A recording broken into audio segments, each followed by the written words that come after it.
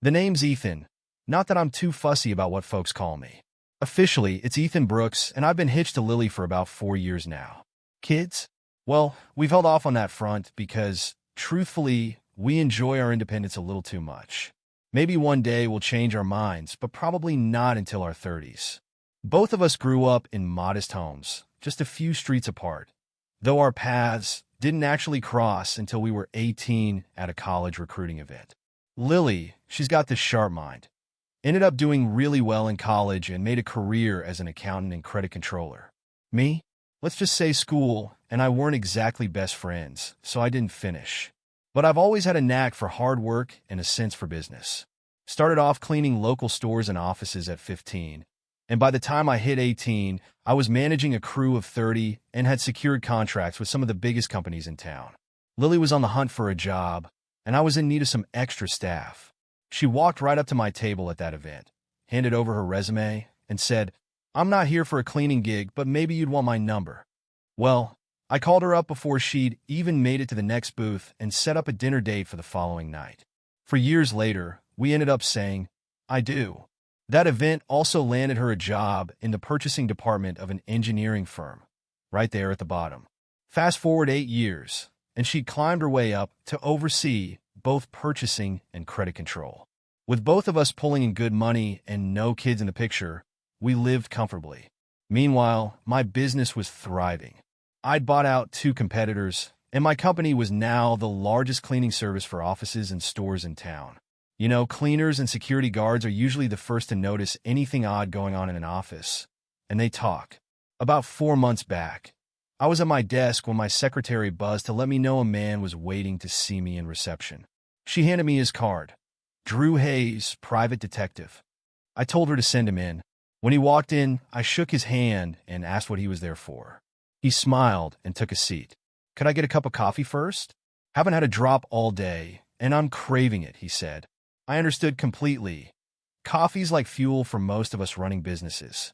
My secretary wasted no time and brought us both mugs, milk and sugar on the table, but neither of us touched them. After some small talk, I steered the conversation to his purpose. "So, Drew, what can I help you with?" "Please just call me Drew," he said. "As you can see, I'm a private investigator, and my client thinks his wife might be having an affair, or at least close to it. She works as an accountant over at Stevens Piping, which buys supplies from a company called AM Metals. They recently hired a new salesman, Victor Hale, who's got a bit of a reputation for going after married women. He's been whining and dining my client's wife, sending her flowers, late-night texts, the usual routine. It wasn't too serious, but now he's pushing for an overnight trip. We've gathered a fair bit of information, but we need the last few pieces to complete the puzzle. I was entertained by this whole spy-like scenario, though I couldn't shake the feeling I'd heard of AM Metals somewhere. Then it hit me. Lily's company bought materials from them too, and this Hale fellow sounded like someone I wouldn't want her around. I looked up, noticing Drew was watching me, clearly expecting a response. So, I asked, "I get the gist, but what exactly do you need from me?" Drew grinned. "Glad you asked. It's simple. Hale's been leaving flowers, notes, and other things on her desk. She reads them and then tosses them in the trash. Your cleaners handle that trash. They could gather any personal items from him and hand them over to us. Our legal team will handle the rest. Collecting her trash poses no legal issue, and her employer has given us clearance." He slid over a document. "Here's the authorization. To verify, he gave me the CEO's business card, which I already had saved in my contacts. Without saying a word to Drew, I dialed the number. The CEO picked up on the second ring. "Ethan, I understand Drew Hayes is with you. You're authorized to give him any non-company information he requests. Our lawyer will send a formal letter to confirm. I've got a meeting waiting on me, so call if you need anything more." Then he hung up before I had a chance to respond. Clearly, they wanted this dealt with swiftly. Drew gave me a pleased look, and I just nodded, saying the CEO confirmed it. "Give me the details, and we'll start gathering her trash separately. You can pick it up here every morning at 11. Will that work for you?" Drew nodded, satisfied, and agreed it was perfect. I called in the crew leader, and Drew briefed us on what to keep an eye out for. Lunch schedules, flowers, notes, and so on. We worked with Drew for about 6 weeks. When it was all said and done, he let us know the investigation was over. One of my employees noticed the woman didn't return after lunch one day, so we called Drew. He tailed them to a motel. The marriage ended in divorce shortly afterward, and life at work and home went back to normal. Until one day, Lily started acting a little off. I tried asking what was on her mind, but she shut down, unwilling to share. About a week later, Martha, an old-timer who'd been with me practically since the beginning, came into my office.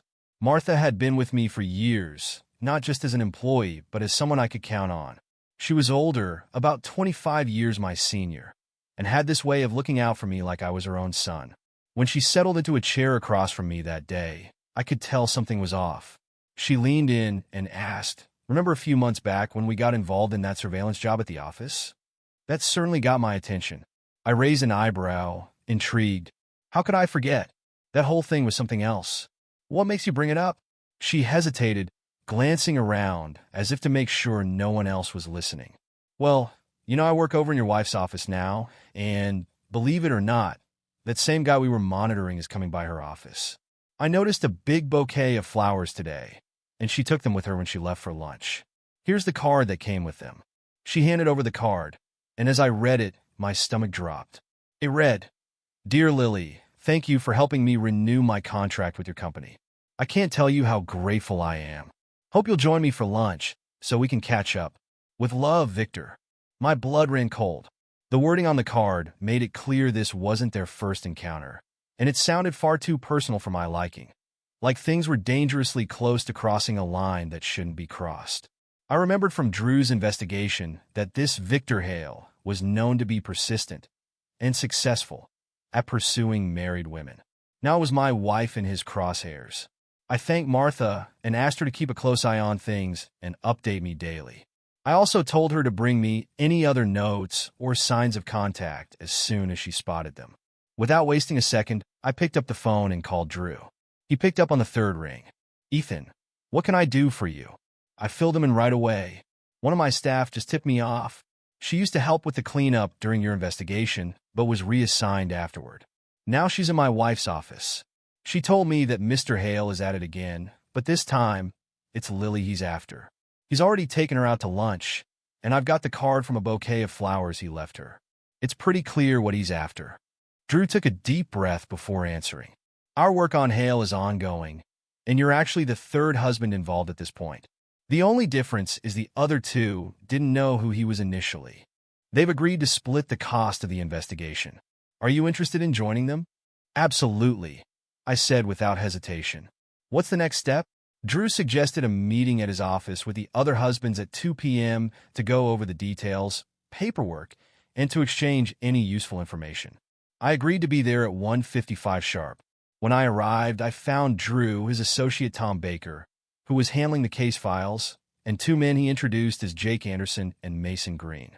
Drew opened the meeting, saying, "All right, gentlemen, you're all here because you've got a shared problem. Jake, Mason, this is Ethan, and he's ready to join in on the investigation. If you're good with it, we'll set him up as a client and share relevant information among all of you." Jake and Mason nodded, and with that, I signed the paperwork, paid the initial $5,000 from my personal card. Lily wouldn't see that transaction, and Drew laid out the game plan. He turned to the three of us and said, "Your problem, gentlemen, is Victor Hale. Ethan, just so you're up to speed, Jake's wife works with Hale at AM Metals, and Mason's wife is with the school board, which contracts AM Metals for materials and tech classes. Hale has a routine he sticks to. He starts by showing up with flowers, slipping notes, taking the women out to lunch, and eventually pushing for a motel visit after lunch. With married women, he applies just enough pressure to make them slip, and if they don't have kids, he even tries to convince them to talk their husbands into letting them off the leash. He seems to get a kick out of husbands knowing he's got their wives' attention. He even arranges weekend getaways, but once he's had his fun, he ghosts them. Over the past year, we've tracked 5 divorces in our area alone, all linked back to him. And if that's not enough, we dug up his last stint in Dallas, where he was sued by 7 husbands in a class action case for alienation of affection, a lawsuit that dragged on for 3 years. He's about as low as they come." Drew paused, taking another sip of his coffee. "Ethan," he continued, Do you handle any cleaning for AM Metals or the school board? I shook my head. No, we don't have contracts with either. That's too bad, Drew replied, disappointed. Still, keep gathering whatever you find in Lily's trash. By the way, who covers her cell phone bill? My business, I answered, not missing a beat. Drew's face lit up, and he asked for her phone number. Samsung, he confirmed. I nodded. Great. I'll need you to complete this form, giving us access to retrieve data from her phone. He handed me a paper with a QR code on it. Scan this on her phone, and it'll direct her data to our server. Use the username and password provided, and the program will install itself, recording calls, texts, emails, and WhatsApp messages. Hale usually sticks to cell phones, probably to avoid accidentally talking to husbands on home lines. By the end of the meeting, Jake, Mason, and I had exchanged numbers and set up a WhatsApp group that included Drew and Tom for easy communication.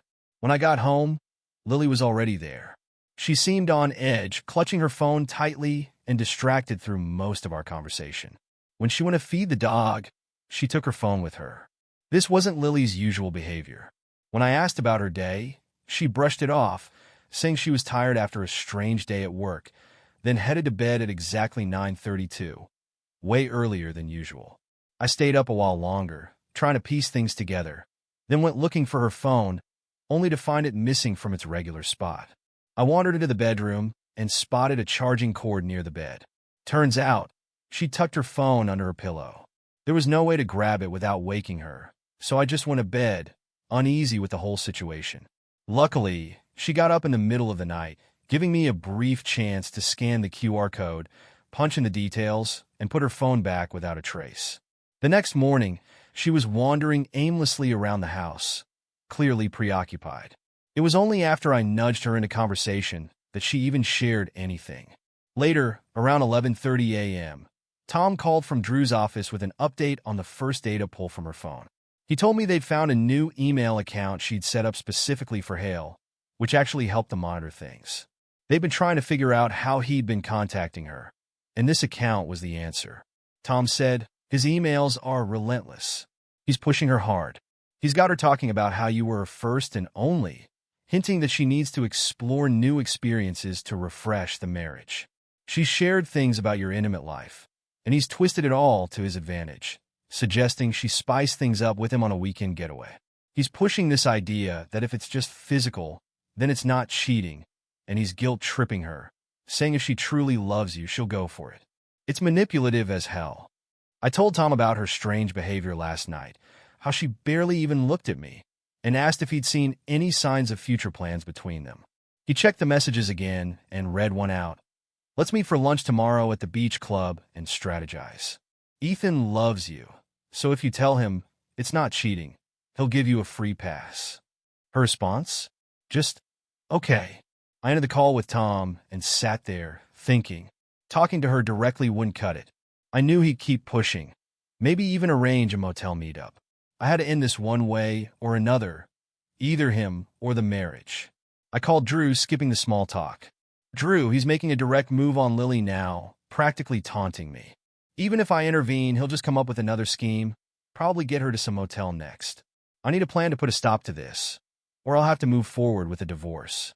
And I need a backup plan too, though I haven't figured out what it'll be. Any advice?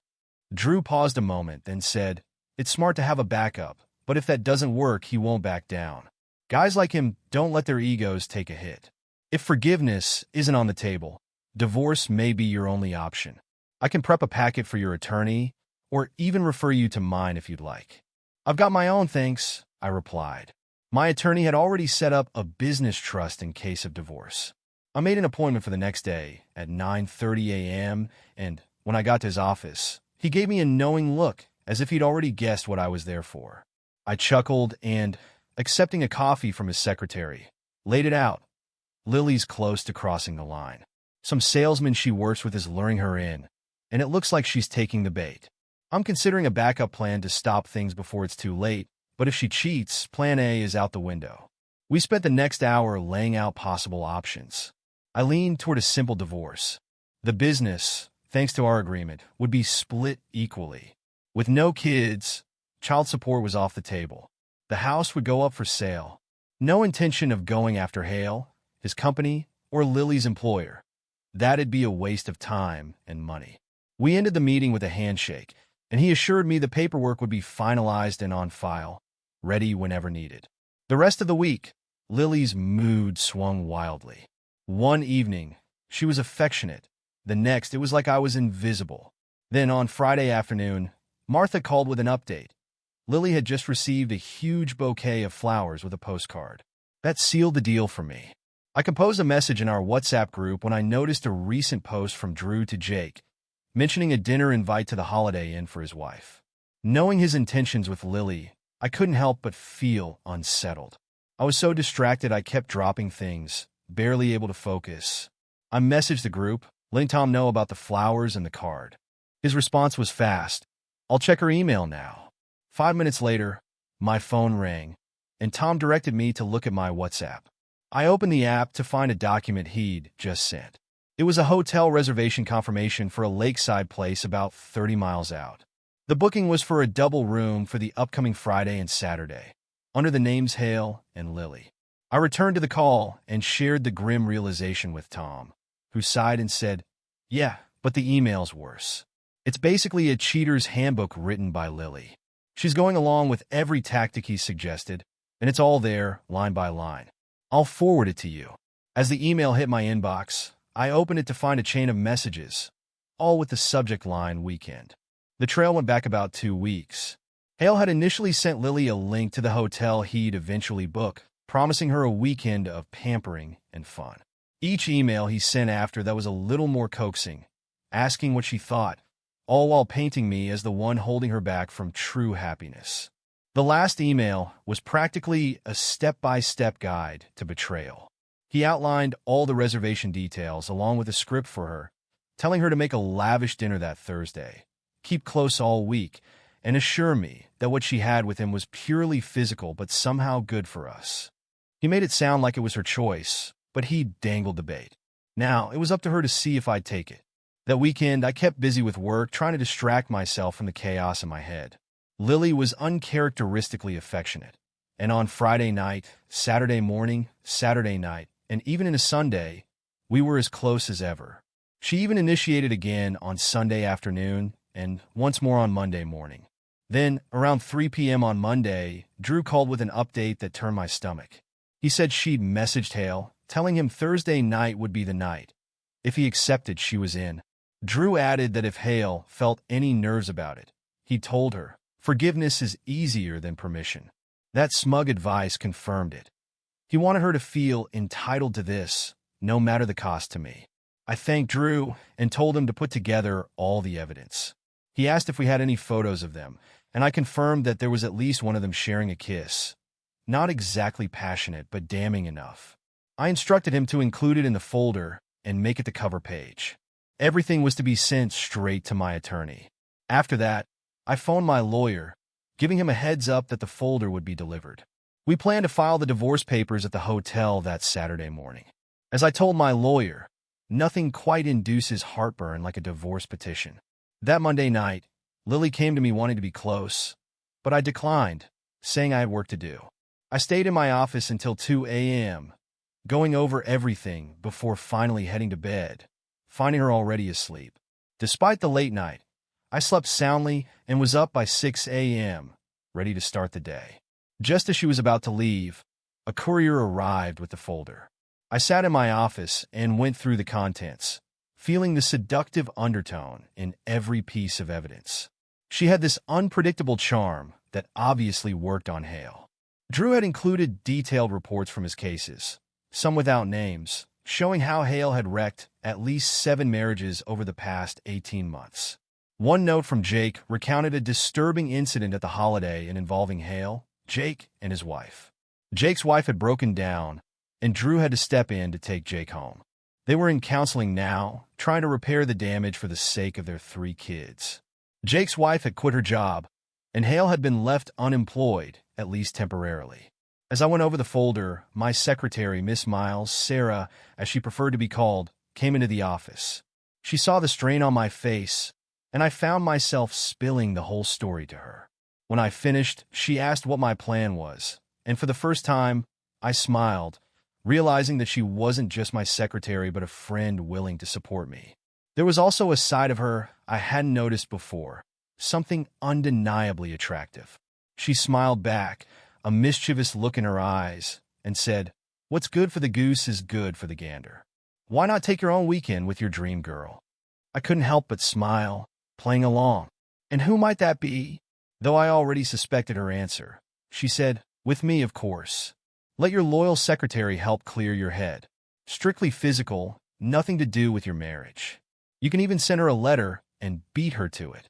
Her idea was shockingly simple but effective. It would force Lily to confront her own actions. So on Tuesday night, I went through the motions with Lily, emotionally detached. By Wednesday morning, neither of us seemed interested in any closeness. Tensions eased a bit that evening, but it was still strained. On Thursday morning, as I left the house, Lily called out something about dinner, but I ignored her, too wrapped up in my own thoughts. Around noon, Drew called to tell me Lily had confirmed dinner for that night with Hale, mentioning her plans to make it extra special. He asked if I was ready to see this through, to which I simply replied, "I'm ready." Around noon, Drew called with an update.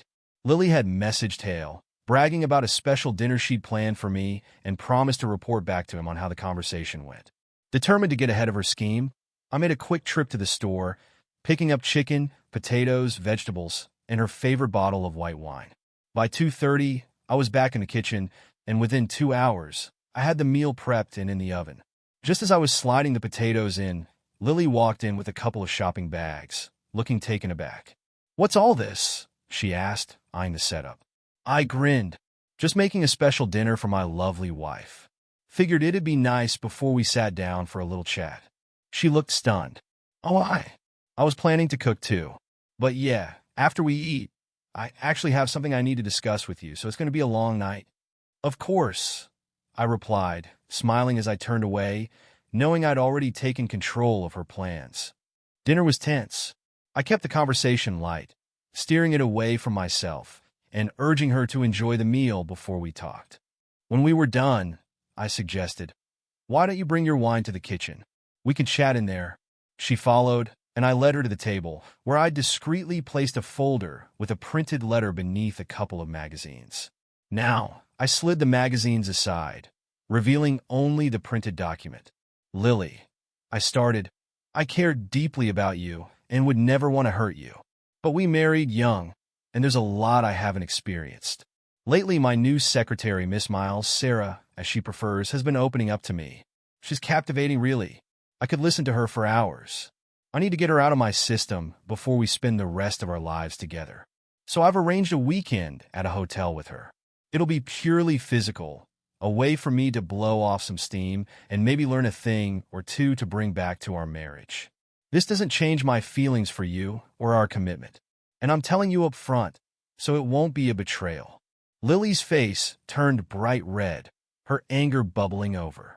"Over my dead body. And I want this woman out of your life by Monday, or we're done," she practically shouted. Her reaction made me chuckle, releasing a tension I'd held all evening. "Your expression is priceless," I said with a laugh. Slowly, she began to catch on. She realized every excuse she'd planned to give me, I'd already anticipated and echoed back at her. Then I closed the folder, revealing a photo of her and Hale kissing on the cover. Her face went ashen. "You knew you were setting me up," she whispered. I smiled, nodding. "Exactly. I wanted you to feel exactly what I would if the tables were turned. But unlike you, I didn't actually book a hotel, nor did I have lunch dates, share kisses, or talk about love or intimacy with someone else. My story? Completely fabricated. Yours? Unfortunately, all too real." As I spoke, she thumbed through the folder, her face shifting as she saw the dates, times, photos, emails, and call transcripts. Her anger turned inward. "You followed me. You invaded my privacy. How could you do that?" I stayed calm. "That's the reality, Lily. It's time to make a choice. I love you, but you crossed a line. You've started a relationship, turned it emotional, and now you're planning to make it physical. You've humiliated me and risked everything we have, but here you are, mad at me for intervening. I thought we could work through this, but maybe I'm wrong. What do you mean, humiliated you? She fired back, sounding defensive. This wasn't supposed to affect our marriage. I never intended that. Didn't you? I replied, echoing her words. Then why did you just respond to me with over my dead body? Why is it okay for you to cheat, but not for me? She took a deep breath, preparing to answer, but I held up my hand. There's no such thing as a free pass. If you go through with Hale, it's cheating. Telling me ahead of time doesn't change that. She turned away, murmuring, I can't handle this right now. I need to be alone. She got up abruptly, took the folder, and went upstairs, where I heard the bedroom door shut and lock. I stayed in the kitchen, tidied up, and then sat at the table. Drew had given me a tablet connected to a server, allowing me to monitor her phone activity. I logged in, and sure enough, she was messaging Hale. As I read through her latest messages, I saw how rattled she was. She told Hale about the dinner, saying it felt like I knew what she was thinking, and it had her fuming. She mentioned the folder I'd shown her, filled with evidence, including the hotel reservation. Hale responded without hesitation, brushing off her fears and saying they just needed to follow through with the plan, emphasizing their love and questioning her commitment. His desperation was all too obvious. Following Hale's advice was harder for Lily than she'd expected. She told him she couldn't go through with it. Even the idea of asking for my permission felt like cheating. As conflicted as she was, the excitement of the weekend couldn't outweigh risking her future with me. Hale seemed frustrated, realizing all his planning and energy might go to waste, but he doubled down with one last-ditch effort. He suggested she test my reaction by packing a bag and bringing it to work to see if I'd notice or respond. If that didn't work, he told her they'd still have the weekend to look forward to, and forgiveness could come later. Despite how absurd it sounded, she fell for it, thinking that if I reacted poorly, she'd call it off. As she wrestled with her decision, Hale was there to reassure her. I shut down the tablet, switched on the TV, and tried to focus on something else, but my mind was too preoccupied with everything. That night, I decided that I'd file for divorce on Saturday if she went through with her plans. Once I'd made up my mind, there'd be no going back. The next day, I called my lawyer, filling him in on everything. I dropped the bomb on her, and Hale's convinced her I'll eventually forgive her. She plans to pack a bag just to gauge my reaction. I don't want to file for divorce until they've actually done something physical, but I need to show her I'm serious. My lawyer had a smart solution. Send her a formal letter indicating that I was aware of her planned affair and that, if she went through with it, divorce proceedings would be filed Saturday morning at the hotel. I suggested delivering the letter to her at work, ideally when Hale was around to make it clear I meant business. She'd mentioned he was picking her up for lunch, so we agreed to deliver it around 11 a.m., regardless of whether he was present. About an hour later, my lawyer emailed me a draft. It was perfect, detailed, clear, and strong enough to show her exactly where I stood. I approved it, then checked the tablet again, but saw no new messages between Lily and Hale. Feeling slightly more at peace, I finally went to bed. Expecting her door to be locked, I was surprised to find it open. Inside, I saw Lily lying in bed, looking like she was expecting me to join her. Her overnight bag was packed and leaning against the wall on her side of the bed. "So, you've chosen a quick fling with Hale over our marriage," I said, noting the packed bag. Without waiting for a response, I turned and walked out of the room, ignoring her pleas. I headed to the guest room and lay there fully dressed, overwhelmed by the betrayal. The sight of that bag, ready for her tryst, cut me to the core. I lay there all night, grieving and trying to accept what was coming. The next morning, I heard her moving around downstairs. I went back to our room to shower, noticing that my own bag was gone. Following the smell of coffee and bacon, I found her in the kitchen, looking tense. "So, I guess this breakfast is your way of showing me what kind of wife you'd be after spending the night with another man?" I asked flatly. "It won't work. If you go through with this, we're done." I laid it all out, telling her that if she left with Hale, the divorce papers would be served to her the next morning at breakfast. "If you come back tonight, maybe we'll start counseling to rebuild trust. But if you go with him, don't bother returning." She begged me to stay for breakfast so we could talk things through, but I looked her in the eyes and replied, We've already talked. Your packed bag says it all. I won't be eating here. If you choose this, you'll have to learn to fend for yourself. Turning away, I added, I assume your bag's already in the car. She turned away, confirming it was, leaving in silence. I hope she finally understood the weight of her actions. When I arrived at the office, Sarah noticed immediately. You look terrible, she said, concerned. I couldn't help but smile. And you look as stunning as ever. Before she could ask further, I added, no idea how it'll turn out, but when I told her about Plan B, she lost it. She was furious, even demanded I fire you and said over my dead body about it. I took a breath. So, I packed my own weekend bag. At 11, she'll be receiving a letter from me that lays it all out. We'll see if it rattles her. Sarah nodded and began brewing a fresh pot of coffee, her quiet support reminding me I wasn't going through this alone. Sarah handed me a cup of coffee, remarking, I hope she finally comes to her senses. It's absurd that she'd think this behavior is acceptable for her, but not for you. I gave her a sad smile and settled into my chair. The day dragged on, unproductive as I waited for some sign of Lily's reaction. Around 11, my phone buzzed.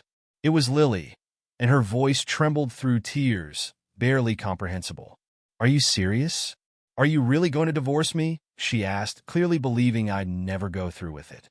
Lily, if you betray me, it's a breach of trust. You know it, and I know it. Wouldn't you divorce me if I did this? My tone was calm, matter of fact. She whispered a shaky yes, then asked, will you come home so we can talk? I'll be there in 20 minutes, I replied, ending the call. When I arrived, I brewed some fresh coffee, the lingering scent of bacon reminding me of the breakfast she'd made. I opened a window to let the air clear, then took a seat to wait. She walked in a few minutes later, holding the envelope from my lawyer in one hand and her weekend bag slung over her shoulder. She paused by the door, hesitant, as though wanting to come closer, but unsure if she was welcome. I gestured toward the table, inviting her to sit. Once we settled, I went straight to the point. So, are you still planning to go to the hotel? Her face flushed with anger and shame. How can you ask that after sending this? She exclaimed, holding up the letter. Of course I'm not going. I love you, Ethan. I want to be with you. You'd never let me do this, so I canceled everything. Now, do we work on our marriage, or will I still be served papers? She sat across from me, looking down at her hands. I reached across the table, lifting her chin so she'd look me in the eye. You'll only be served if you show up at that hotel. No hotel, no papers. But our marriage has been strained to the breaking point, so here's what's going to happen. I laid out each step carefully. First, you'll call Hale here, in front of me, and tell him it's over. Then, you'll delete the private email account you created for him. After that, you'll speak to your boss about what Hale's done and ask that he be banned from your office. Then, we'll begin counseling. We need to understand what led you to this, why you thought I'd accept it, and how to rebuild our trust. Just as I finished, her phone buzzed. It was Hale. She put it on speaker, and we both listened as he said, Where are you, Lily? I'm waiting for you at the lobby. I can't wait any longer. Lily took a deep breath, letting it out slowly. Victor, I'm home with Ethan. He did something that shook me to the core. If I go with you, my marriage is over, and you're not worth that. I'm not coming. His reaction was a venomous mix of rage and insult. You're a fool. Do you know how much time, effort, and money I've invested in you? Now you're backing out? When that pathetic husband of yours acts like an offended child, you're a powerhouse. Screw you. He spat out the words before hanging up. Lily finally saw him for what he was, a deceitful user. She deleted the email account, which took a bit of effort, but within an hour, we had it done. Just as we finished, her boss and the HR manager, Gordon Fisher, arrived at our door. Lily, Gordon began, we're aware of what happened today. To say we're disappointed is putting it mildly, but we're here to offer you a chance to keep your job. Now, please explain what happened. She took a deep breath, dabbing her eyes with a tissue. 3 months ago, our account was transferred to a new EM metal sales rep, Victor Hale. At first, I didn't think much of it, but he kept coming around, complimenting my clothes, my hairstyle, even my smile. Then he started making comments about my appearance, and before I knew it, I was dressing to impress him. He sent gifts, invited me to dinners, and I accepted. She glanced at me briefly before continuing. During those dinners, he asked personal questions about my life, my husband, and even my private life.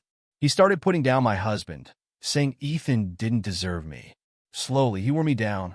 Then he suggested a weekend together, and I almost went through with it.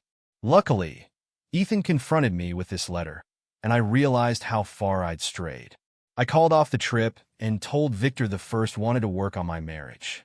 I was about to formally report everything, so I appreciate you both coming here. Gordon exchanged a glance with the CEO, who nodded, then addressed Lily. Thank you for your honesty, Lily. Yes, it was a serious error, and you're fortunate to have a second chance here. We've had complaints about the quality of AM Metals products, so we're closing their account, and Hale will be permanently barred from our office.